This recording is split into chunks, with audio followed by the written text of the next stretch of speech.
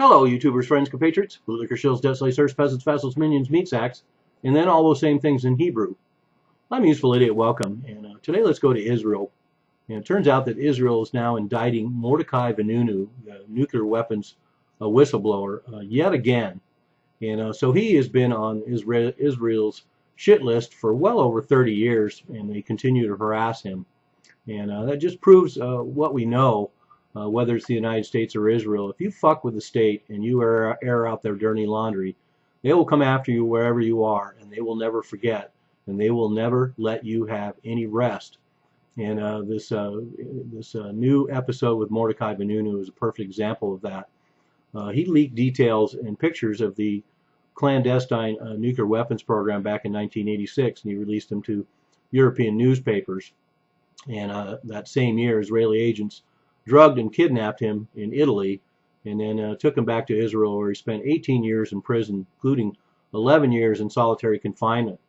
So that was 30 years ago, and yet now we have Israel once again going after Mordecai Vanunu, and they're claiming that he violated the terms of his release from prison in 2004, and these violations seem pretty minor. He already served time in prison, so he is obviously still a prisoner, because what is Israel saying that he violated his terms is he met with 2 U.S. nationals in Jerusalem in 2013 without Israeli government permission. Then in 2005, he had interviews with Israeli TV without Israeli government permission. And then in 2014, he moved to a different apartment without Israeli government permission. And so now he's being indicted again and may face jail time. And Israel's made it clear all along that he is going to be on a short leash. He was jailed for 11 months in 2010 for having a meeting with a foreigner without permission from the Israeli government. Turns out that foreigner was his Norwegian girlfriend, who is now his wife. And he's tried to leave all this behind, but of course Israel won't let him, talking about a short leash. They've rejected his claims to annul his citizenship. They've rejected his claims in spite of the fact that he converted to Christianity in 1986.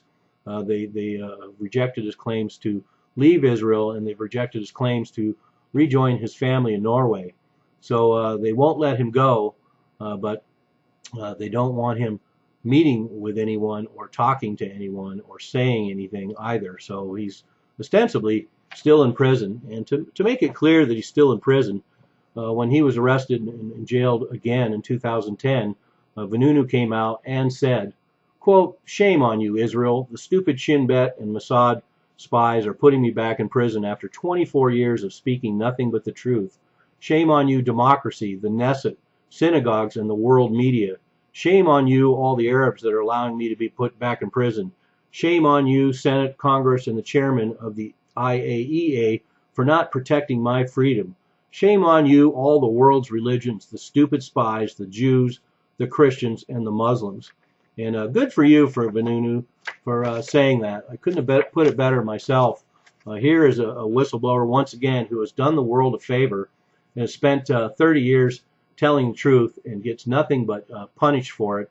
And all these supposed beacons of democracy and freedom and free speech leave him there to hang. So there you go. Israel never forgets. Mordecai Vanunu, the nuclear whistleblower, might be headed back to prison again after already spending 20 plus years there for just telling the truth. I'm a Useful Idiot. Don't you be one too.